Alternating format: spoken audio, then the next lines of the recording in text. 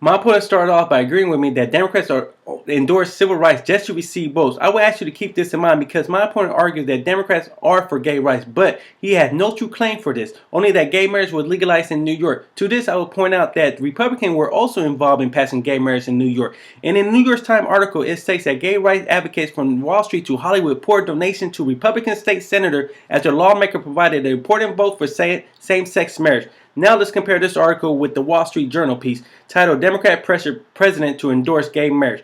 Mr. Obama opposed gay marriage, but now he is under pressure to support it and make it part of his party election platform. So here we go again. Just like civil rights, Democrats are only supporting a popular movement for the votes and not for equality. My opponent said that Republicans are against pro-life, but on Gallup.com it states the percentage of Republicans supporting pro-life rose by 10 points over the past year from 60% to 70%, while there have been no change in the views of Democrats. Now, on regulating big business, it is fair to point out that bailouts were started under the previous administration, but it was President Obama and the Democrats that embarked on a massive spending spree which bailed out pretty much everyone except the hardworking taxpayer. And the ill-advised taxpayer bailout of the banks and car company, it caused more damage to our country. First, we distribute hundreds of billions to rescue the bank for getting reckless, but a lot of them are still reckless and a lot of them are still not lending. Two, we spend nearly $100 billion to save our auto companies, but this caused a division between the government and big corporations. All these bailouts, takeout, and spending spree leave us with a weak economy, without job growth, and with a mountain-sized debt for our kids. The Democrat has no one to blame any longer, not even Bush, but the Democrats still try to. My opponent cited a New York Times article that claimed our current Republican-controlled Congress is the most anti-environmental Congress in history.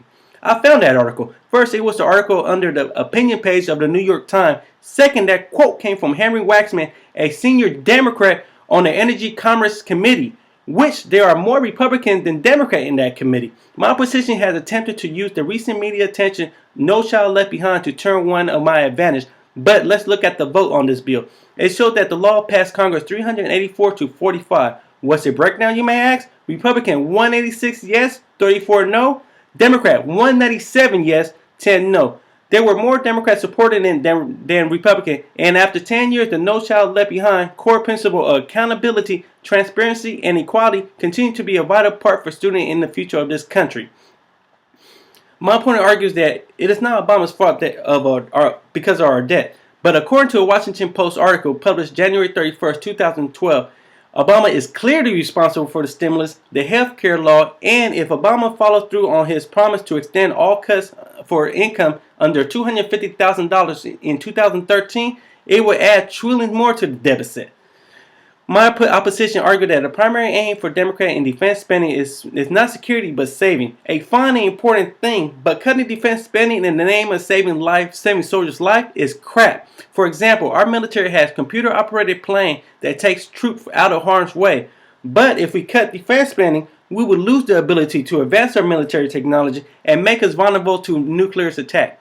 I have proved that Democrats are divided over the same-sex marriage, also that the bailout, along with socialized health care, tax cuts, and the anti-business attitude of Obama only helps out in allowing this economy's thunderstorm to hang on around much longer than it should have.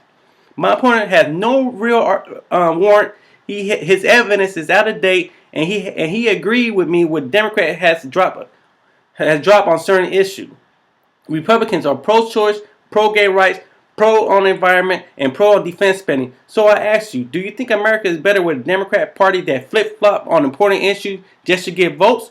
Or is America better with a Republican party with consistent views and care about the progress of the country and not just for votes? So when it comes to what political party presents the best option for the future of the United States of America, and the answer is simply a Republican party. Thank you, Russell, for the debate.